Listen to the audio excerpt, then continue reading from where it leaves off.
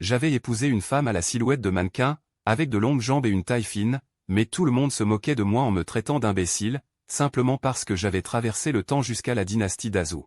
Devenu l'héritier du marquis Zénan, vassal fidèle de l'empereur, je me retrouvais soudain dans une chambre nuptiale avec une femme. Lorsque je soulevai le voile rouge de la mariée, je fus stupéfait, non pas à cause de sa beauté renversante, mais parce que, d'après mes souvenirs, cette femme était la princesse Linchuan, que l'original avait courtisée pendant 5 ans. Comme elle l'avait toujours ignoré, il avait utilisé ses relations pour l'épouser de force. Mais au lieu de l'indifférence ou du rejet auquel je m'attendais, elle affichait un air ravi et me saluait respectueusement en fléchissant les genoux. Salutations, mon époux. En voyant cela, mon cœur s'alourdit. On disait que cette princesse avait grandi avec le 5e prince. Je remarquai aussi qu'elle se tenait délibérément courbée, son corps penché anormalement vers l'avant. Une idée audacieuse me vint à l'esprit, ne cherchait-elle pas à faire de moi un pigeon? À cette pensée, je la fixai d'un air sérieux et dis, ne te baisse pas, tiens-toi droite, que je te vois. Mais sa réaction ne fit que renforcer mes soupçons. Elle frissonna légèrement, vit mon visage se renfrogner. Et, au bord des larmes, balbutia, accent aigu époux. La voyant hésiter, incapable de s'exprimer. Je fronçai les sourcils et demandai, si tu me considères comme ton mari, tiens-toi droite pour que je puisse bien te voir. As-tu un secret à me cacher? À ces mots, elle baissa la tête un instant. Puis soupira doucement, d'un air peiné, je n'ai rien à te cacher. Sur ce, elle joignit ses jambes, redressa la taille et se tint droite. Quand je vis son corps dans son intégralité, je restai bouche bée. Au lieu du ventre bombé que j'imaginais, elle avait une silhouette élancée et majestueuse. Moi, qui mesurais 1,85 m, j'étais même légèrement plus petit qu'elle. Elle devait faire près d'1,90 m. Rien que ses jambes devaient mesurer 1,30 m. Dans le monde moderne, elle aurait eu une silhouette de mannequin hors pair. Pourtant, elle semblait insatisfaite de sa taille. Elle baissa légèrement la poitrine et la tête, le visage teinté d'humiliation et de colère. En voyant sa gêne, je compris que je l'avais mal jugée. Cette jeune fille était simplement complexée par sa grande taille. Elle ne cherchait pas à me faire endosser une responsabilité. Je lui pris doucement la main et la réconfortai d'une voix tendre. Ma femme, ton visage est magnifique, ta silhouette splendide. Te rencontrer est la plus grande chance de ma vie. Mais à mes paroles, elle devint encore plus chagrinée, si mon époux veut se moquer de ma taille, qu'il le fasse. Pourquoi m'insulter et m'humilier lors de notre nuit de noces? Bien qu'elle parlât en tant qu'épouse, elle n'osa pas lâcher ma main. Elle la serra doucement, comme pour s'accrocher. Je trouvais amusant de voir cette naïve, à la fois complexée et cherchant à me plaire. Je l'attirai avec autorité dans mes bras et lui murmurai tendrement à l'oreille. J'aime les femmes grandes et bien faites. Ma femme, avec ses longues jambes élancées, est comme un bambou gracieux dans le vent. Elle est d'une beauté absolue. Rien qu'en se tenant là, elle me fascine, son parfum de lys m'envahit. Son visage s'empourpra, telle une fleur de pêcher en pleine floraison, mêlant surprise et joie. Incrédulité, mon époux, dis-tu la vérité? Absolument sincère. Tu es la plus belle femme que j'ai jamais vue dans ce monde. Si je m'en ne serait-ce qu'à moitié, que je. Avant que je puisse finir, elle me mit la main sur la bouche. Je te crois. Elle me regarda avec tendresse, depuis que j'ai grandi, plus personne ne m'a complimenté sur ma beauté. Les dames de la famille chuchotaient que je ne pourrais épouser qu'un roturier, tout juste être une concubine. Même les enfants des parents m'appelaient dans mon dos le monstre bambou. Maintenant, elle ne ressentait qu'une douceur. Une vague de bonheur dans son cœur. Elle passa ses bras autour de mon cou, rassembla son courage. Et m'embrassa audacieusement sur la joue. Sa voix claire, mêlée de prudence et d'espoir. Mon époux, il est temps de consommer notre union. Je saurai bien te servir. L'affection de ma femme était profonde. Comment aurais-je pu la repousser? Le lendemain matin, aux premières lueurs de l'aube. Alors que mademoiselle Su et moi étions encore endormis, nous entendîmes la voix anxieuse du majordome Xiaozong, Monseigneur l'héritier. Levez-vous vite, j'ai une affaire importante à vous communiquer. Puis, désignant la direction de la chambre nuptiale, il baissa la voix. La nuit dernière, vous et votre épouse, les choses se sont-elles bien passées? Oncle Zong. Vous me réveillez à l'aube pour me demander cela? Le vieux Xiaozong rougit. Sourit gêné et joignit les mains en signe de salut. Je répondis, un peu agacé, tout s'est bien passé. Très bien, même. Mais à ma surprise. Il poussa un soupir, que monseigneur ne se fâche pas. Je ne suis pas un curieux indiscret. Si je vous pose cette question, c'est bien malgré moi. Hier, lors du cortège nuptial, un incident s'est produit. Dans la confusion, nous avons échangé les mariés. À ces mots, le silence tomba dans la pièce. Je n'en croyais pas mes oreilles. Que as-tu dit, mon bon Xiaozong? Répète-le-moi une fois encore. Xiaozong, le visage défait, répondit, hier, nous avons pris la mariée au palais de Linchuan. En chemin, ils ont croisé le cortège nuptial du comte de Channing, Qin Shi Gong, et c'est alors que soudainement quelqu'un a tenté d'assassiner le comte de Channing, semant la panique sur place. De plus, comme les deux princesses se mariaient, les palanquins étaient de même style et de même dimension. Personne n'y a prêté attention, et les palanquins des mariés ont été échangés par erreur. Je ne savais vraiment pas quoi dire. Sans mon récent voyage dans le temps, l'image que j'avais de la princesse Linchuan était encore très floue. Sinon, dès que j'aurais soulevé le voile rouge hier soir, j'aurais découvert le problème. Et cela ne se serait pas produit. Réprimant ma colère, j'ai pris une inspiration et demandé. Comment savez-vous que vous avez pris la mauvaise mariée? Ce matin, le manoir du comte de Channing a été le premier à faire du tapage. Il paraît que la princesse Linchuan a découvert l'erreur et a fait une scène, menaçant de se tuer. Le manoir du comte de Channing a donc envoyé quelqu'un s'enquérir chez nous. C'est ainsi que votre vieux serviteur a appris qu'il y avait eu un problème. Xiaozong s'attendait à ce que je me mette en colère après avoir entendu cela, mais j'ai simplement souri et dit, puisque c'est ainsi. Alors échangeons les mariés. J'épouserai la princesse Wuxian, et le comte de Channing épousera la princesse Linchuan. Je me suis dit que je n'étais plus l'héritier d'origine, obligé d'être un toutou pour la princesse Linchuan, Liu Ruiyan, puisque j'ai déjà eu une relation conjugale avec la princesse Wuxian. Et que Su Yuyan est entièrement dévouée à ce mariage, autant faire contre mauvaise fortune bon cœur. Quant à Liu Ruiyan, elle a toujours le 5e prince dans son cœur. Bien qu'elle soit forcée de se marier par décret impérial, elle le fait à contre-cœur. En y repensant, je trouve que cette erreur de mariage est tout à fait excellente. Cependant, Xiaozong ne semblait pas partager cet avis. Bouche bée, il me regarda incrédule, puis dit d'un ton prudent. Le jeune seigneur ne voudrait pas non plus que la princesse Wuxian finisse sans issue. Votre grandeur et votre bonté sont louables. Mais permettez à votre vieux serviteur de dire franchement que la princesse Wuxian a une apparence vraiment trop étrange. Une femme aussi grande. Quel homme digne de ce nom pourrait le supporter? Il lui est difficile de trouver un bon parti. Si elle a pu épouser le comte de Channing cette fois, c'est parce que le comte de Channing, veuf, cherchait à se remarier. Son apparence, sa réputation et sa naissance sont loin d'égaler celle de notre manoir du marquis de Zhénan. J'allais réfuter cette idée, mais sa phrase suivante me plongea dans la réflexion. De plus, vous et la princesse Linchuan avez été unis par décret impérial. Si vous ne l'épousez pas, l'empereur ne l'acceptera pas. Et la famille de la princesse Linchuan non plus. Le vieux seigneur a raison, le manoir du marquis de Zhénan est la première noblesse de la grande dynastie Zhou. Devenir la maîtresse du prestigieux manoir du marquis de Zhénan est une tentation extrême pour toutes les filles légitimes des grandes familles du royaume. Par conséquent, la princesse Linchuan n'acceptera jamais cet échange de mariage. Mais si je cédais à ses souhaits, cette pauvre Su Yuyan serait perdue. On raconte qu'hier soir, le comte de Channing, épuisé par son succès militaire et ses crimes, n'a pas eu le temps de consommer le mariage et s'est endormi. La princesse Linchuan est encore vierge, tandis que Su Yuyan et moi avons déjà eu une relation conjugale. Comment pourrait-elle retourner au manoir du comte de Channing pour y être la dame? Alors que j'étais à court d'idées, une lueur apparut soudain devant mes yeux. Un immense sablier se dressa devant moi. J'étais stupéfait, mais je remarquai que le vieil intendant Xiaozong gardait un visage impassible. Ce sablier n'était-il visible que par moi? Je vis alors les caractères dorés antiques, tournés, au-dessus du sablier s'illuminer progressivement. Pouvoir 1. Écouter les pensées. Une fois que l'hôte a sélectionné une cible, il peut écouter les pensées de cette personne. Une seule personne à la fois, pour une durée de 7 jours. J'étais ravi. En tant que voyageur temporel, l'outil indispensable, le pack de bienvenue, était arrivé. Quand je retournai dans la chambre nuptiale, Su Yuyan s'était déjà lavé et habillé, soigneusement vêtue. Elle tenait entre ses mains mon habit de cérémonie, me regardant avec impatience. En me voyant, son visage rougit timidement. Elle s'empressa de venir me servir pour changer de vêtements. À cet instant, une idée me traversa l'esprit. J'activai le pouvoir pour écouter les pensées. Cible désignée, Su Yuyan. Alors que j'achevais l'opération, une voix douce résonna dans mon esprit. Maman disait qu'arrivée chez son mari, il faut être diligente. Bien traiter son époux. Mon mari est vraiment beau, je vais bien prendre soin de lui.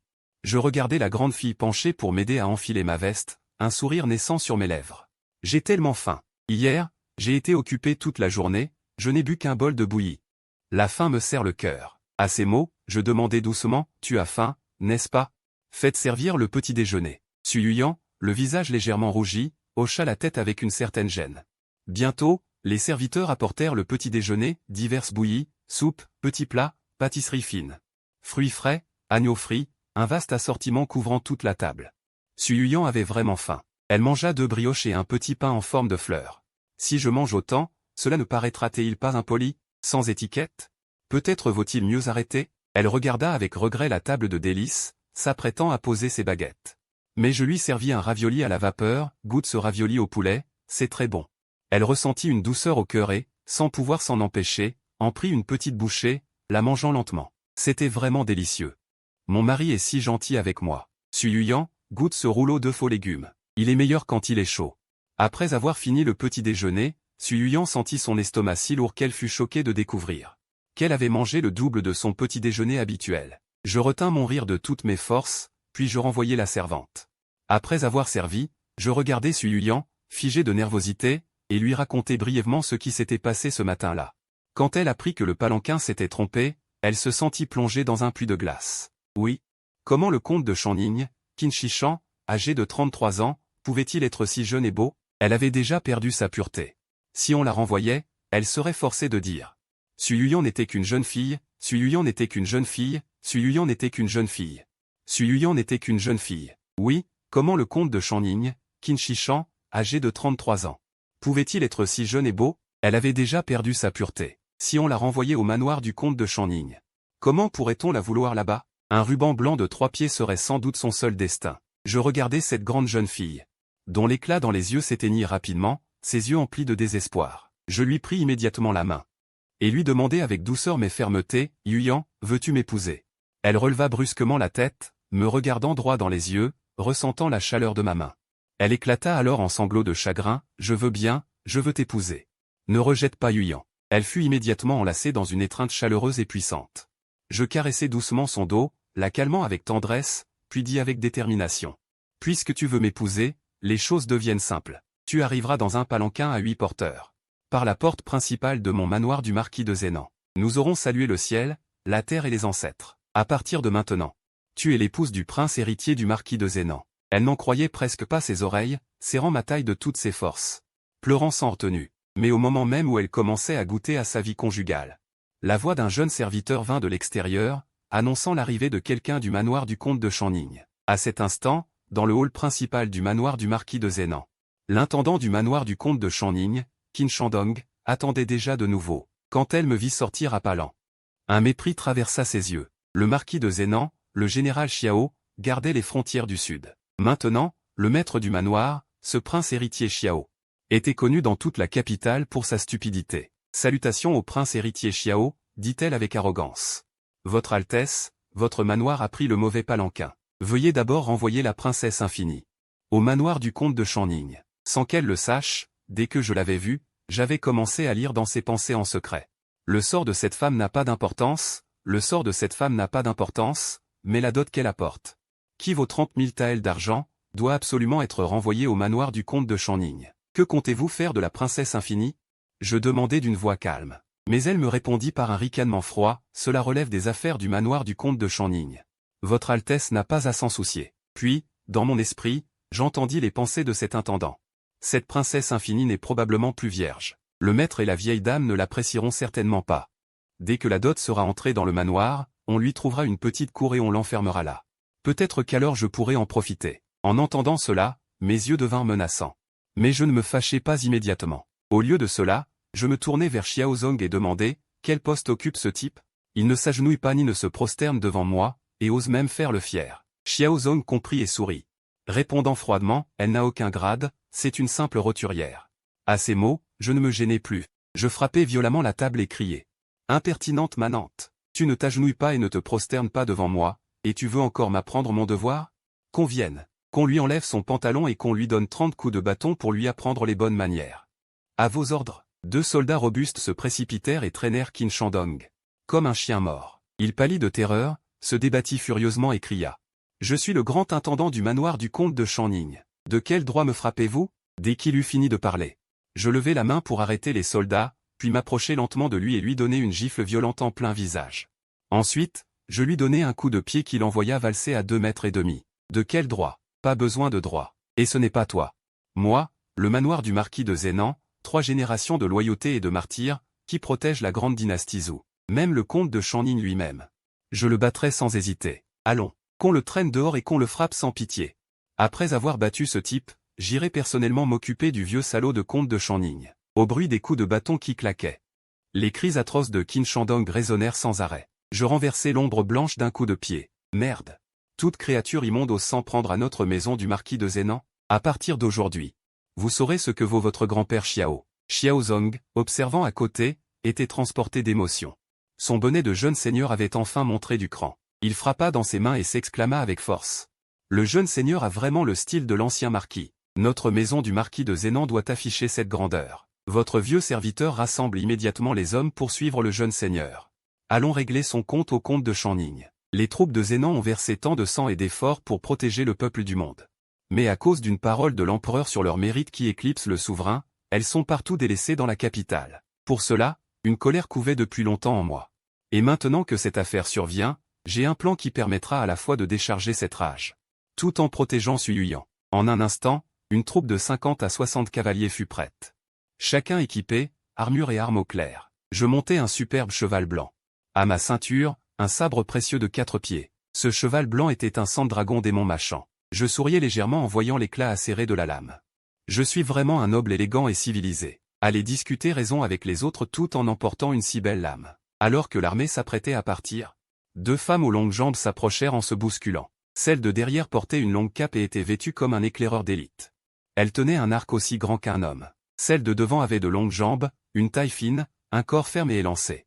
Tout son être ressemblait à un bouton de fleurs éclatant, contenant une force explosive. Sa silhouette était parfaite. Dessinant des courbes magnifiques, elle était pleine et légèrement mûre, son aura comme un pamplemousse parfumé. La femme en cape la poussa brusquement. Celle de devant avait un centre de gravité si solide que même debout dans un courant violent, ou face à un cheval de charge, elle serait restée immobile. Mais là, cette poussée la fit tituber. Chancelée, et elle tomba juste devant Xiao Yushu. Elle tendit la main, attrapa doucement le coin de la robe de Xiao Yushu, leva un visage charmant et mature, avec un grain de beauté séduisant au coin des lèvres. Le visage plein de honte, sa voix pourtant magnétique et douce, Xiaola. Bon petit frère, grande sœur n'a vraiment pas fait l'exprès. C'était le chaos à ce moment-là. J'ai malencontreusement pris la mauvaise mariée. Non, non, si ça ne va pas, prends-moi en compensation. Comme concubine, d'accord? Tais-toi. Dès que Xiaozong la vit, la colère monta, il aurait voulu la frapper. Il gronda entre ses dents. L'étiéi, espèce de salaud, tu oses encore revenir? Te tromper de mariée? Tu mérites le jeune seigneur? Et tu oses te dire sa sœur?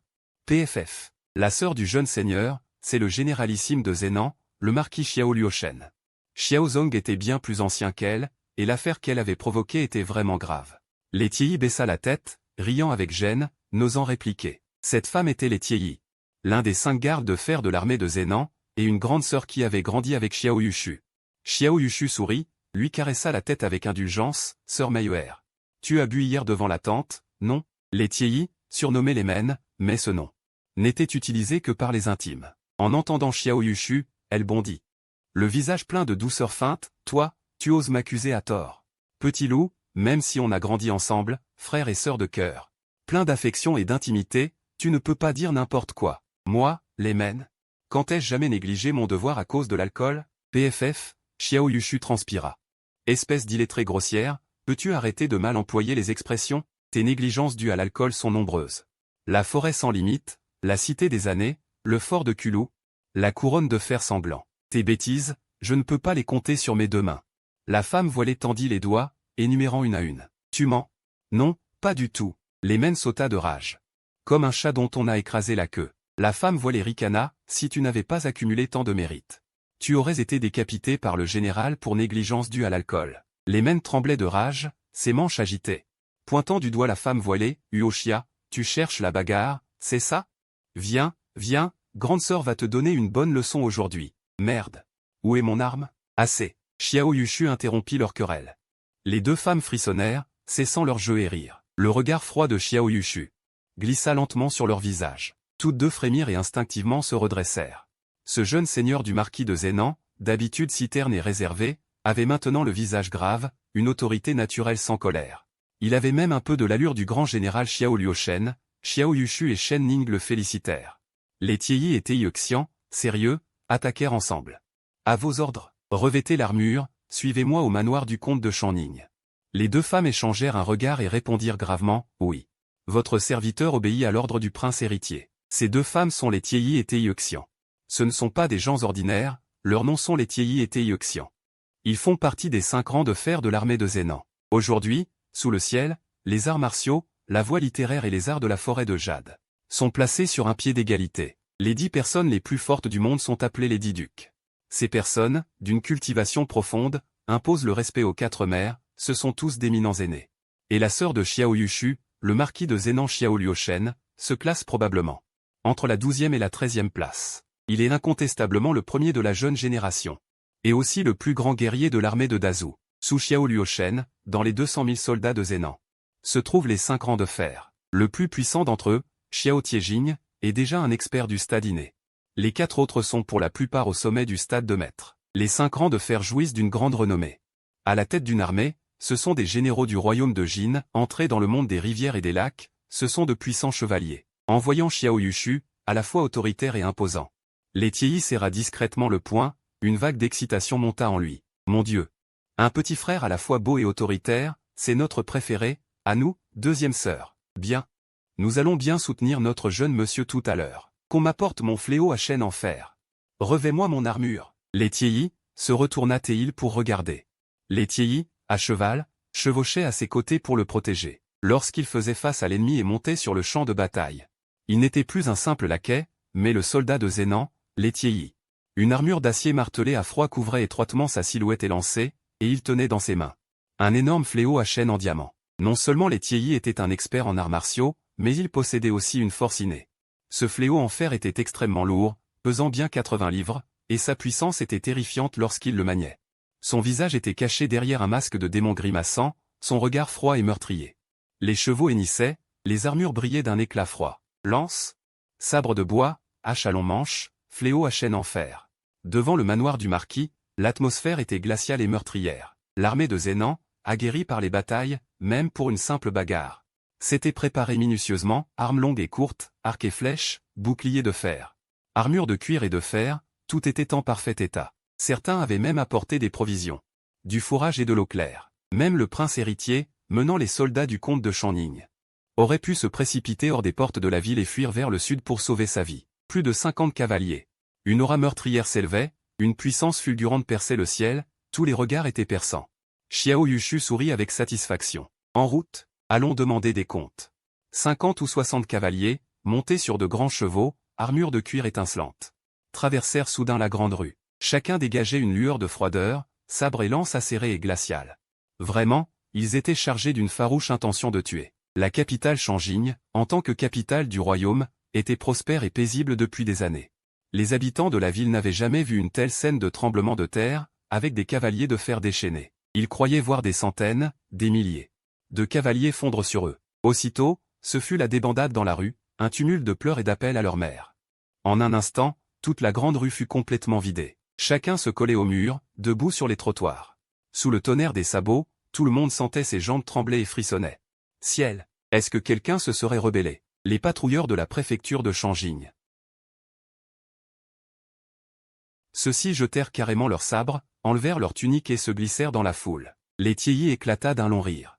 Affaire du marquisat de Zhenan. Foutez le camp d'ici. Les serviteurs de la préfecture effrayés s'écartèrent précipitamment. Si vous tardez, vous serez piétinés et réduits en bouillie par les chevaux de guerre. Tous avaient le visage blême. Ils crièrent, terrifiés, ce sont les cavaliers du marquisat de Zhenan. Par nos ancêtres. Que veut le marquisat de Zhenan? Vite, allez rapporter à nos supérieurs. Les gens du marquisat de Zhenan sont devenus fous. Chapitre 7, je vais mettre à sang le manoir du comte de Shanning. Devant le manoir du comte de Shanning, le second majordome, le visage rouge, affichait un sourire arrogant et affecté. Ce lion de pierre, os d'un homme. Ce lion de pierre, griffes et crocs déployés, faisait étalage de sa puissance. Comme le pouvoir du comte de Shanning, notre seigneur est vice-commissaire au transport des 3 camps de l'armée impériale. Le sous-ministre Qin, de rang égal au vice-ministre de la guerre, est un familier des familles nobles de la capitale. Marchand et roturier, nul n'ose offenser le clan Shanning, même les puissants et les nobles doivent accorder quelque égard à notre maison. Les mains dans le dos, la tête haute, il fit 2 pas. Son esprit évoqua soudain la mère et la fille vendeuse de tofu du quartier Anshui. Une lueur lubrique traversa ses yeux, avec une peau si délicate, pourquoi vendre du tofu? Aujourd'hui, après son service, il amènerait 2 brutes du manoir pour les intimider à nouveau. Dans cette capitale, opprimer un pauvre citoyen est une broutille, aucun fonctionnaire n'oserait s'opposer au clan Shanning. Si l'on ne satisfait pas le désir du deuxième maître Qin, ces deux-là ne connaîtront plus de jours paisibles. Soudain, des sabots martelèrent le sol comme une averse. La terre sembla trembler, des dizaines de cavaliers de fer arrivèrent en tonnerre devant le manoir. Les domestiques en patrouille et les intendants accueillant les invités, stupéfaits par la scène,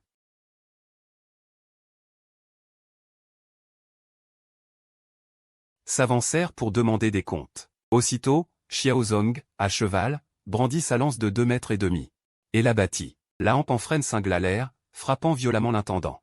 Le second intendant, Qin Shiong, hurla et vola en travers, roula sur lui-même 2 ou 3 fois. Puis s'écrasa devant la porte du manoir, les jambes brisées, incapable de se relever. L'oncle Zong n'avait rien perdu de sa splendeur. Xiao Yushu rit avec bonhomie. Xiaozong soupira, fit tournoyer sa lance en une figure. Mais dit en soupirant, « Je suis vieux, je ne peux qu'avec le jeune seigneur corriger ces bons à rien.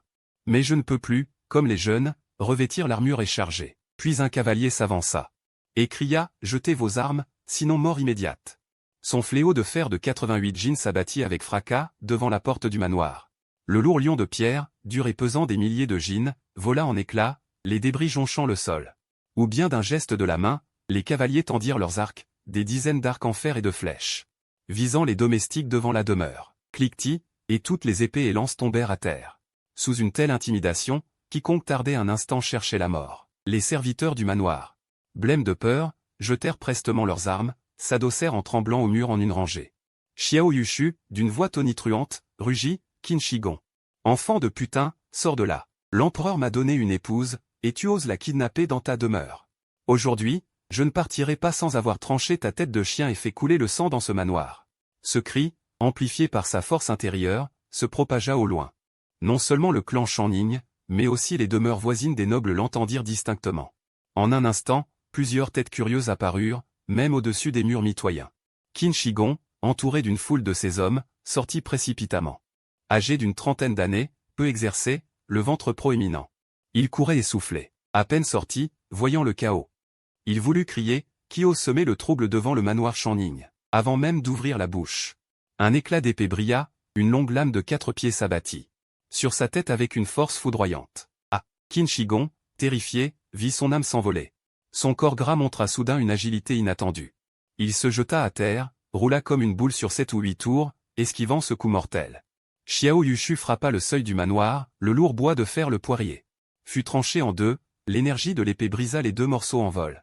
Des fragments volèrent à plusieurs mètres. Parmi les clients de Qin Shigon, quelques experts n'osaient bouger. Au sein des cavaliers, un personnage encapuchonné tenait un arc haut comme un homme, fait d'os de vertèbres, d'une teinte grisâtre et morbide. L'arc bandé, une sensation glaciale et funeste, verrouillait les clients. Ils se sentaient transpercés, comme si une lame froide effleurait leur gorge. Bouger, c'était mourir.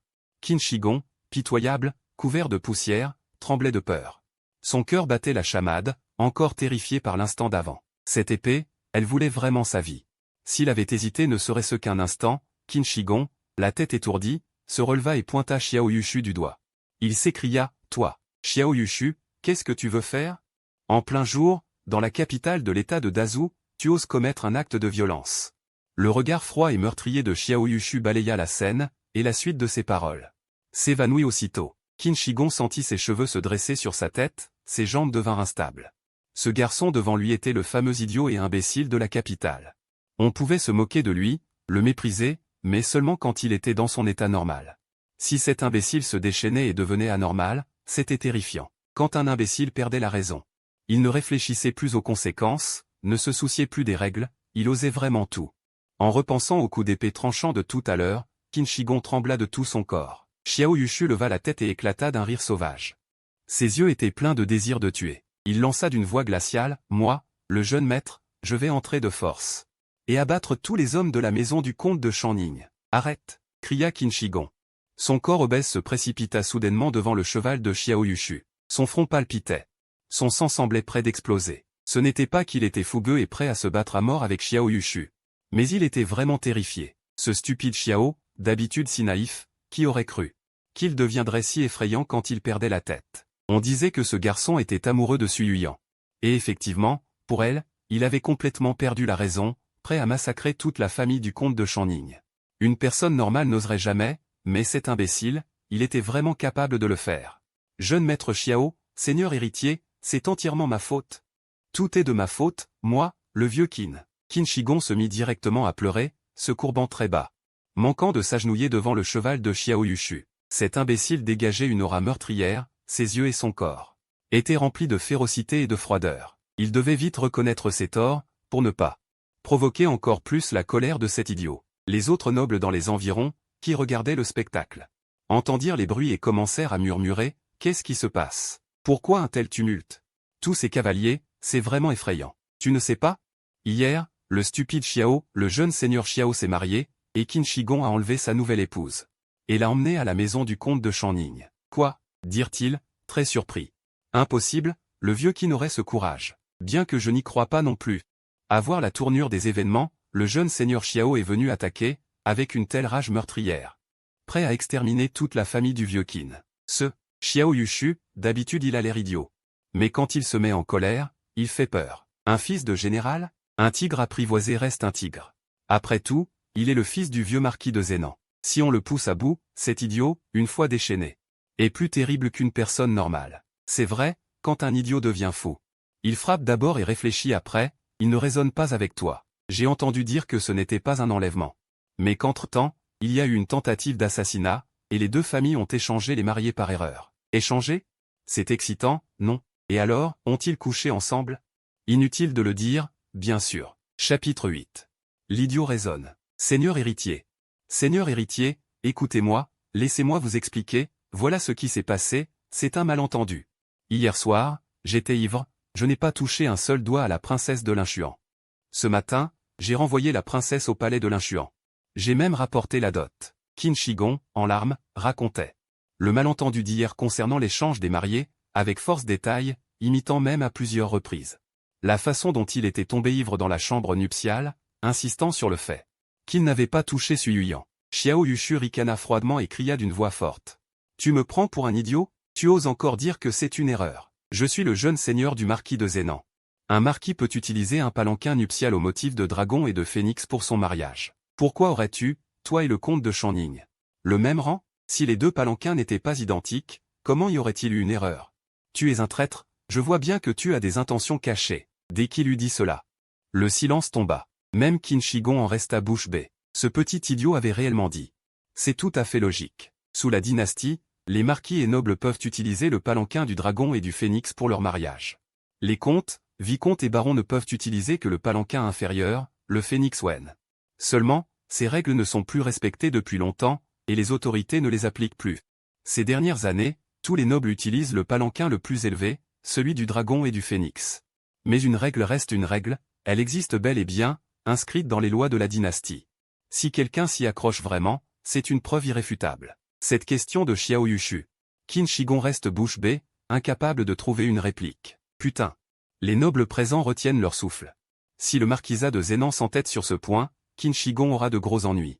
Ce Xiao Yushu est-il vraiment un imbécile? Même moi je n'y avais pas pensé. Derrière le marquisat de Zénan, il y a forcément un sage. Ainsi, la responsabilité de cette affaire retombe entièrement sur le vieux Qin. Gâcher un mariage impérial à ce point, le vieux Qin va être dans de beaux draps.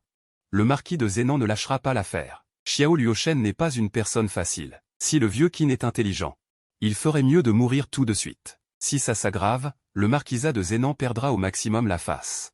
Lui, il risque même de perdre son titre. Le vieux Qin dit qu'il n'a pas touché Su Yuyan. Si c'est vrai, il est un peu à plaindre. Oui, il n'a même pas touché la femme d'un autre.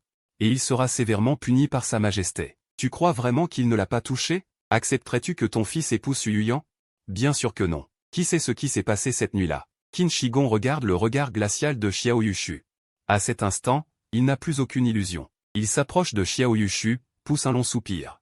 D'un ton impuissant et pitoyable, il dit, « Je vous en supplie, votre seigneurie, laissez-moi une chance. Si vous ne poursuivez pas, et que vous épargnez mes 100 et quelques personnes, je ferai tout ce que vous voudrez. » Xiao Yushu tapote l'épaule de Qin Shi Gong avec le dos de son couteau. « Vieux Qin, voilà une attitude qui mérite le pardon. Moi, l'héritier du marquis de Zénan, j'ai perdu ma réputation. Tu dois me dédommager. » Qin Shi Gong jure en son fort intérieur, ce gamin n'a qu'une réputation de brute et d'idiot, bon sang de bonsoir.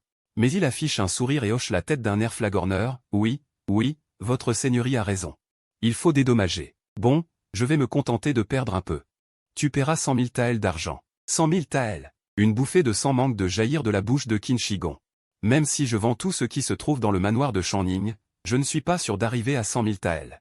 Après avoir payé ça, les 100 et quelques personnes devront mourir de faim. 100 000, c'est trop.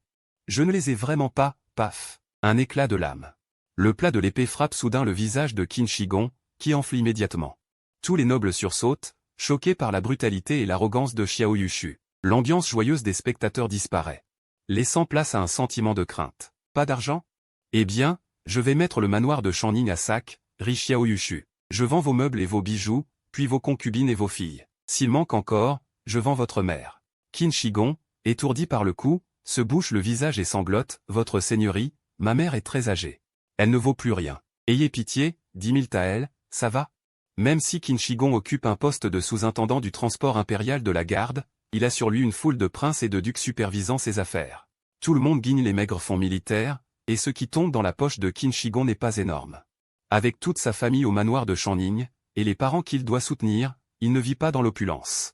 Sinon, il n'aurait pas convoité la dot de Suyuyan. 10 000 taels représentent déjà pour lui une somme considérable. Paf! Xiao Yushu ne fait pas de cadeau. L'autre joue de Qin Shi Gong enfla son tour. Qin Shi Gong, comme une cigale en hiver, gémit pitoyablement, votre seigneurie. 20 000 taels, je ne peux vraiment pas donner plus. Autour d'eux, le silence est total. L'air semble figé. Les nobles officiels regardent Xiao Yushu avec des yeux complexes. Cet homme, qui d'habitude rit bêtement et semble inoffensif, l'héritier Xiao. Une fois qu'il devient cruel, sa férocité glace le dos. Plus absurde encore. Il a pourtant la raison de son côté. Même battu, même rançonné. Qin Shi Gong doit encaisser en silence. Ses larmes coulent à flot. En tant que comte de Shanning, il a déjà subi des insultes, des humiliations de ses supérieurs. Mais jamais une telle extorsion publique, sous les yeux de tous. Mais être réduit à un état aussi pitoyable, c'est la première fois que cela arrive. Xiao Yushu le vit. Éclatant de rire, il dit, le comte de Shanning a pissé dans sa culotte. Bon, laissons tomber. Alors, ce sera 20 000 taels. Avant midi demain, tu me les apportes au manoir du marquis de Zénan. Les cavaliers de l'armée de Zénan autour de lui riaient aux éclats, regardant ceux qui se recroquevillaient comme des cailles.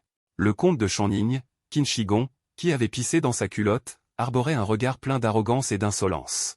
Ces nobles ont l'air éclatants, mais face aux épées de notre armée de Zénan, ce ne sont que des sacs de paille et des chiens en terre cuite.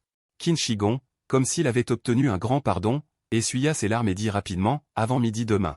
Je les livrerai certainement au jeune seigneur. Xiao Yushu dit d'un ton calme, puisque c'était une erreur. La princesse infinie n'a plus rien à voir avec toi. Apporte-moi son contrat de mariage. Sa fiche d'engagement et les cadeaux nuptiaux. Qin Shi Gong resta stupéfait un instant.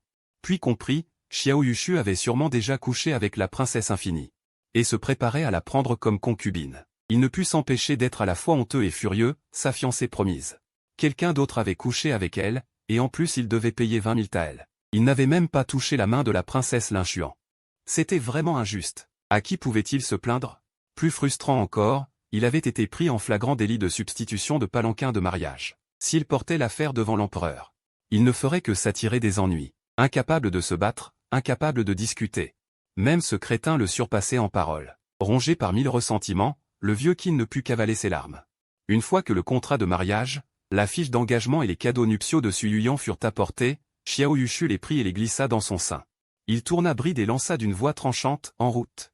Le cheval blanc comme neige fila en tête, les chevaliers en armure le suivirent comme un dragon, et en un instant, ils s'éloignèrent en rugissant. Cette prestance, aussi rapide que le tonnerre, digne d'un commandant d'armée, fit briller les yeux de plusieurs jeunes filles des familles nobles accroupies sur les murs voisins. Leurs joues rougirent. Le fils Xiao est vraiment beau. Et complètement différent de la stupidité dont on parlait. Le fils Xiao est si imposant. L'épouser serait sûrement un grand honneur et une vie brillante. Suyuyan n'a pas réussi ce mariage, alors puis-je épouser Xiao Yushu? Chapitre 9, la princesse Lin Xuan. L'escadron de chevaux tel un dragon traversa les rues du marché. Devant, le commandant de la garde impériale, et Guan Ying, avec une centaine d'hommes, bloquait le passage. Le manoir du marquis de Zénan. En ce moment, l'empereur se méfiait du marquis de Zénan, et pourtant ils osaient encore être si ostentatoires. Et Guan Ying plissa les yeux et cria d'une voix puissante, insolent. Qui ose galoper en pleine rue, violant les lois de la cour? Xiao Yushu ricana avec mépris. L'escadron ne ralentit pas d'un iota, chargeant droit devant. L'étiéi, brandissant son fléau à chaîne en fer, lança son cheval à pleine vitesse et fonça le premier. Et Guan Ying sursauta, aspirant l'air froid. Il avait déjà reconnu que le meneur était Xiao Yushu et avait voulu faire un peu d'autorité, mais il ne s'attendait pas à ce qu'il charge comme en pleine bataille. Directement sur lui. Rien qu'en voyant l'arme de l'avant-garde, il sut de qui il s'agissait. L'un des 5 gardes de fer de l'armée de Zénan, l'étiéi, maniant un fléau à chaîne en fer de 88 jin, avait traversé les lignes d'une armée de 100 000 hommes et était un célèbre général féroce dans l'armée de Dazu. Fils Xiao, toi, toi, toi. Et Guan Yin cria à plein poumon, espérant que Xiao Yushu ordonnerait à Letiei de s'arrêter. Xiao Yushu leva la tête en ricanant, sans même daigner lever les yeux vers lui. Letiei, sur son cheval de fer, vêtu d'une armure de fer, chargea de front comme une forteresse d'acier, les sabots du cheval frappant la terre, la faisant trembler. Seul, il avait l'impression d'avoir 1000 chevaux et 10 000 soldats, une aura stupéfiante qui balayait les lignes ennemies. Les yeux de tous les soldats de la garde impériale s'emplirent de terreur, et ils retinrent instinctivement leurs chevaux en reculant. Vite! Dégagez le passage. Et Guan Yin tourna bride et se rangea rapidement sur le côté. Devant lui, le vent soufflait violemment. Letiei, sans ralentir le moins du monde, passa en trombe. Les soldats de la garde impériale s'écartèrent en toute hâte des deux côtés de la rue, regardant les chevaliers en armure du manoir du marquis de Zénan défiler avec une arrogance insolente. Et Guan Yin eut le dos trempé de sueur froide. S'il avait tardé un instant, le fléau à chaîne en fer de Letiei se serait vraiment abattu sur lui, avec ses compétences. L'année prochaine, sa famille n'aurait eu qu'à brûler du papier d'offrande pour lui. Le cœur battant, trempé de sueur froide. Les jambes molles, il pensa, trop arrogant, trop arrogant. La glorieuse garde impériale, ils n'en ont même pas tenu compte. Merde, à l'avenir, quand ce fou de Xiao Yushu fera des histoires. Il faudra se tenir loin. Les officiers et soldats de la garde impériale regardaient la puissante silhouette des cavaliers de fer du manoir du marquis de Zénan. La peur et la terreur sur tous les visages. Au manoir de la princesse Linshuan, Suyuyan, un peu épuisée, s'appuyait contre le rebord du lit. Elle était encore dans le vague, comme si elle n'avait pas vraiment pris conscience de ce qui venait de se passer, la princesse. Repose-toi un peu, à ce rythme, tu vas t'épuiser. Sa servante personnelle, Xua, lui conseilla doucement. Suyuyan secoua la tête et serra plus fort le pendentif de jade dans sa main. Comme si cet objet pouvait lui donner de la force. Tout ce qui s'était passé hier était un véritable cauchemar. Son palanquin nuptial avait été transporté dans la résidence du comte de Channing. Ses maudites nourrices et servantes. Étaient-elles mortes ou quoi? Perdre un palanquin de vue. Elle se mordit la lèvre. Son cœur était rempli de regrets. Parce qu'elle aimait secrètement le 5e prince, elle répugnait profondément à épouser Xiao Yushu. Que ce soit pendant la cérémonie de mariage ou dans la chambre nuptiale, elle était totalement distraite. Surtout le soir, quand le marié entra dans la chambre, ivre, et s'écroula par terre. Elle ne lui demanda même pas ce qui lui arrivait, ne s'approcha même pas pour jeter un coup d'œil. Quand le marié s'endormit par terre, elle souleva elle-même son voile, se couvrit d'une couverture et alla se coucher. Dans son esprit, il valait mieux qu'il ne la touche pas. S'il la touchait, cela lui causerait une répulsion extrême. Toute une nuit, c'était vraiment catastrophique. Que diraient les gens de moi? Ma réputation serait ruinée. Suyuyan caressa le pendentif de jade dans sa main, des larmes brillant dans ses yeux. 5e Altesse, je t'aimais sincèrement, pourquoi ne m'as-tu pas épousé? Tu as épousé la sœur Lin, seulement parce que son grand-père est Premier ministre en exercice? Je n'ai pas pu t'épouser non plus, et maintenant je subis cette injustice. Tout est de la faute de ce stupide Xiao Yushu. Comment a-t-il pu se tromper de personne? La colère brûlait dans le cœur de Suyuyan. Cet idiot insensé, il est même incapable de reconnaître sa propre épouse, de quoi d'autre est-il capable? Je ne lui pardonnerai jamais facilement. Même s'il venait supplier à genoux devant la porte de la résidence de la princesse de Linshuan. Je ne lui pardonnerai pas. Même s'il entre dans la résidence du marquis de Zénan, je ne lui pardonnerai pas. Je le traiterai avec froideur en toute occasion, je l'éviterai délibérément. Elle baissa les yeux vers le pendentif de jade. Le visage élégant et beau du 5e prince apparut devant ses yeux. Jusqu'à ce que tu épouses la sœur Lin. Je n'aurai plus aucune pensée pour toi. Elle rangea soigneusement le pendentif de jade et demanda d'une voix un peu rauque. La résidence du marquis de Zénan a-t-elle envoyé quelqu'un? La servante Xua secoua légèrement la tête. Pas encore, princesse. Suyuyan sentit soudain une vague d'irritation monter en elle. Elle cria, va demander à la porte du concierge quand ils viendront. Tu ne fais que paresser assise ici, comment veux-tu obtenir des informations? Xua, effrayée, s'inclina rapidement et fila à la porte du concierge pour se renseigner. En réalité, elle avait déjà demandé une fois à peine une demi-heure plus tôt. Un moment passa. Xua revint, hésitante, et dit prudemment, princesse. J'ai demandé, la résidence du marquis de Zénan n'a encore envoyé personne. Le visage de Suyuyan devint livide. Ses yeux se plissèrent, laissant échapper une lueur glaciale. Elle pensait que ce garnement n'était qu'un peu simplet, mais elle ne s'attendait pas à ce qu'il soit un véritable imbécile. Il est si tard et il n'a toujours pas pensé à venir chercher sa mariée. Être l'épouse d'un tel idiot. Quel intérêt cela a-t-il? Même les enfants qu'elle mettrait au monde seraient stupides. Mais pour le moment, sa situation était embarrassante, il fallait d'abord surmonter cette difficulté. Elle demanda à Xua. Que font le prince et la princesse? Xu a dit prudemment, le prince est sorti pour rencontrer des invités. Il n'est pas encore revenu. La princesse est en train de discuter avec le représentant de la résidence du comte de Channing au sujet des 64 coffres de dot. Ils ont déjà été renvoyés. La princesse dit que 2 des coffres contenaient à l'origine de la soie. Mais les gens de la résidence du comte de Channing les ont remplacés par du coton. Ce n'est pas une question de valeur, mais de réputation de la résidence princière. Bang! Xu Yuyan frappa la table du plat de la main, ses yeux s'embuant de larmes. Je suis sur le point de mourir d'inquiétude, et ma mère se dispute encore pour un peu de soie. Elle dit à Xu, va trouver l'intendant Wang, qu'il envoie immédiatement quelqu'un à la résidence du marquis de Zhenan. Pour demander en face à Xiao Yushu quand il enverra quelqu'un pour me chercher. Chapitre 10. Le lendemain matin, la grande porte de la résidence du marquis de Zhenan était grande ouverte. Des gardes armés de lances et de boucliers étaient alignés de chaque côté. La garde était extrêmement sévère. Xiao Yushu arriva avec son escadron de cavalerie, dans un bruit tonitruant, leurs armures cliquetant, leur présence imposante. L'intendant de la résidence de la princesse de Linshuan, venu demander audience, était trempé de sueur d'inquiétude. Il était bloqué par les gardes et ne pouvait s'approcher de la porte. Dans son désespoir, il cria, « Arrêtez-vous, jeune seigneur Xiao. Je suis l'intendant Wang de la résidence de la princesse de Linshuan. » Xiao Yushu leva la main en signe d'arrêt, et son escadron, tel un dragon, s'arrêta derrière lui. Xiao Yushu entra dans le manoir. Il fit pivoter son cheval et s'approcha du majordome Wang. Se penchant de sa hauteur, il demanda, « De quoi s'agit-il » Le majordome Wang leva les yeux. Il vit Xiao Yushu assis sur son destrier qui hennissait et piaffait, les épaules droites et le dos cambré. Le visage grave, le regard perçant comme un éclair froid, une aura imposante émanait de lui. Le majordome Wang frémit intérieurement. D'ordinaire, ce jeune seigneur Xiao, face aux gens du palais du prince de Linshuan, était toujours affable et docile, voire obséquieux. Aujourd'hui, cette attitude servile et flatteuse avait totalement disparu, comme s'il avait changé de personne. Un jeune homme avec une telle prestance. Il prit une profonde inspiration pour dissimuler son choc intérieur. Avec respect, il dit, « Votre Altesse, la princesse m'envoie vous demander. Quand vous enverrez quelqu'un au palais du prince de Linshuan pour la cérémonie de mariage ?» Xiao Yushu ricana froidement, regardant ailleurs. Sans dire un mot. En voyant son expression, le majordome Wang sentit son cœur faire un bond. Un peu inquiet, il ajouta, « Et c'est le marquisat de Zhenan qui a soumis la demande, c'est donc vous qui devez fournir une explication. » Xiao Yushu tourna la tête vers lui. Son destrier, impatient, se cabra en hennissant furieusement. Le majordome Wang recula précipitamment, les yeux éblouis par l'éclat du sabre précieux de Xiao Yushu. Xiao Yushu tira sur les rênes de son cheval. Après réflexion, pour l'amour de l'original, il décida d'écouter ce que Xu Yuyan avait dans le cœur. Il dit calmement, « Veuillez informer votre princesse que demain, à la 4e heure, je l'attendrai au pavillon des orchidées, au bâtiment Yanlei. Mais, votre Altesse. » Le majordome Wang voulut ajouter quelque chose, mais Xiao Yushu lança directement son cheval fougueux à l'intérieur du marquisat de Zhenan. Sans plus s'en soucier. Il soupira, sentant que les choses tournaient mal.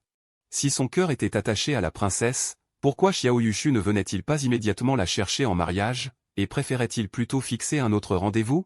De plus, il semblait être une personne complètement différente, son attitude envers elle était des plus froides. Sûrement quelqu'un avait mal parlé d'elle. Dans la résidence arrière du marquisat de Zhenan, Xu Yuyan était agité, l'esprit en désordre. Xiao Yushu avait dit qu'il allait consulter le comte de Channing.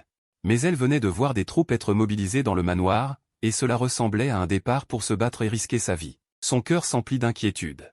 Plus elle y pensait, plus elle avait peur. Elle se souvenait que son père avait dit un jour en bavardant que le marquisat de Zhenan n'était pas aussi glorieux qu'il paraissait en surface. L'empereur semblait se méfier du marquisat, et même le général Xiao agissait avec prudence et retenue, craignant de donner un prétexte à l'empereur. Xiao Yushu, lui, allait se battre pour elle.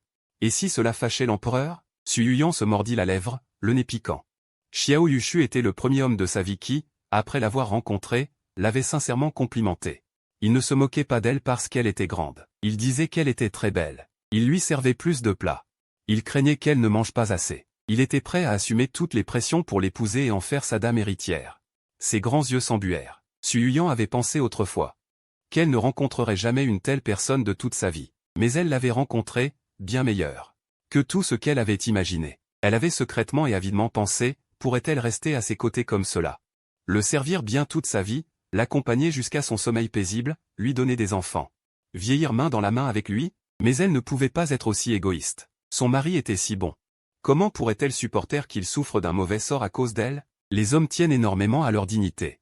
Tant qu'elle resterait au marquisat de Zhenan, le comte de Channing ne laisserait pas tomber. Cela donnerait à l'empereur l'occasion de réprimer le marquisat. Peut-être que les autres avaient raison, elle était une femme au destin funeste. Quiconque l'épouserait connaîtrait le malheur. Il valait mieux partir. Si elle s'en allait, il n'y aurait plus de raison de conflit entre elle et le comte de Channing. Sinon, son mari, sinon le jeune seigneur Xiao, serait puni par l'empereur. Dans l'imagination de la jeune fille, la répression de l'empereur était déjà terrifiante. Un lourd destin auquel on ne pouvait résister. Elle retint ses larmes, rassembla tout son courage pour se lever.